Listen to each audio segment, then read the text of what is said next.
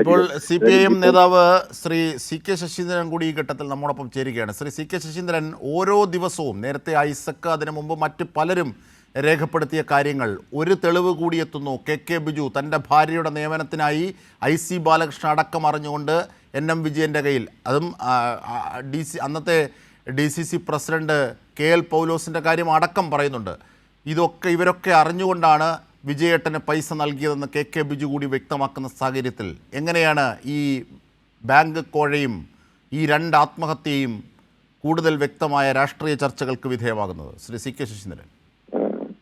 കൂടുതൽ തെളിവുകളും വിവരങ്ങളും പുറത്തു വന്നുകൊണ്ടിരിക്കുകയാണ്. വയനാട്ടിലെ കോൺഗ്രസ് നേതൃത്വം ഒരു കൊള്ളസംഘമായി പ്രവർത്തിക്കുന്നതിന്റെ ഒട്ടേറെ ഉദാഹരണങ്ങളാണ് ഇതിനകം തന്നെ വിളിച്ചെത്തു വന്നിരിക്കുന്നത്. 3ഓളം കോൺഗ്രസിന്റെ സജീവ പ്രവർത്തകരും നേതാക്കളുമായ ആൾക്കാരാണ് ആത്മഹത്യ ചെയ്യേണ്ടി വന്നത്. അതെല്ലാം അവരുടെ സംഘടനാപരമായ വിഷയങ്ങൾ കൊണ്ടും കോൺഗ്രസിനകത്ത് ഉയർന്നു വന്നിട്ടുള്ള പ്രശ്നങ്ങൾ കൊണ്ടുമാണ്. ജോൺ എന്ന് പറയുന്ന ഒരാൾ കോൺഗ്രസിന്റെ മണ്ഡലം പ്രസിഡന്റായിരുന്നു, മാനന്തവാടി മണ്ഡലം പ്രസിഡന്റായിരുന്നു. അദ്ദേഹം ആത്മഹത്യ ചെയ്തു. രാജേന്ദ്രൻ നായർ പുൽപ്പള്ളിയിലെ കോൺഗ്രസിന്റെ അനുഭാവിയും സജീവ പ്രവർത്തകനൊക്കെ അയാളായിരുന്നു. അയാൾ പുൽപ്പള്ളി ബാങ്ക് തട്ടിപ്പുമായി ബന്ധപ്പെട്ട വിഷയത്തിൽ ആത്മഹത്യ ചെയ്യേണ്ടി വന്നു.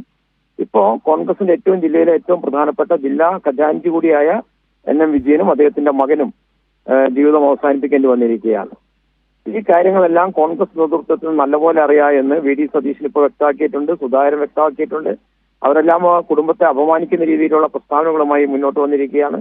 എല്ലാ കാര്യങ്ങളും വിജയന്റെ കത്തിലുണ്ട് എന്ന് നമുക്കറിയാം. അതിനനുസരിച്ചാണ് ഓരോ ദിവസവും പുറത്തു വരുന്ന പുതിയ തെളിവുകൾ. ബിജു ഇപ്പൊ പറഞ്ഞിരിക്കുന്ന കാശ് കൊടുത്തു, MLA വീട്ടിൽ പോയി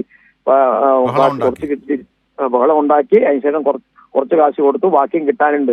ഇതൊക്കെ പറഞ്ഞിട്ടും യാതൊരു പ്രയാസവുമില്ലാതെ കോൺഗ്രസ് നേതൃത്വം അവരെ സംരക്ഷിക്കുന്ന ഒരു നിലപാട് സ്വീകരിക്കുകയാണ്. ജനങ്ങളെ വെല്ലുവിളിക്കുകയാണ് രാജ്യത്തിലെ. ഇത് കോൺഗ്രസിന്റെ മാത്രം പ്രശ്നമല്ല, കമ്മ്യൂണിസ്റ്റ് പാർട്ടിയുടെയും പ്രശ്നമല്ല. രാഷ്ട്രീയ അഭിപ്രായ വ്യത്യാസം ഞങ്ങളൊക്കെ തമ്മിലുണ്ടാകാം. പക്ഷേ കോൺഗ്രസിന്റെ തെറ്റായ നിലപാടുകളെ CPM എതിർക്കും, CPMന്റെ നിലപാടുകൾ അവരും എതിർക്കും. അതൊക്കെ രാഷ്ട്രീയമാണ്.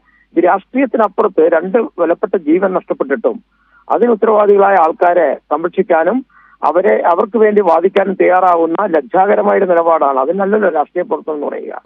എല്ലാ രാഷ്ട്രീയ പാർട്ടിയിലും ചിലപ്പോൾ ചില ജീർണതകളൊക്കെ വരും. അതായത് രാഷ്ട്രീയ പാർട്ടി കോൺഗ്രസ് നേതൃത്വം തയ്യാറാകുന്നില്ല എന്നുള്ളതാണ്. ശ്രീ CK ദയവായി തുടരും.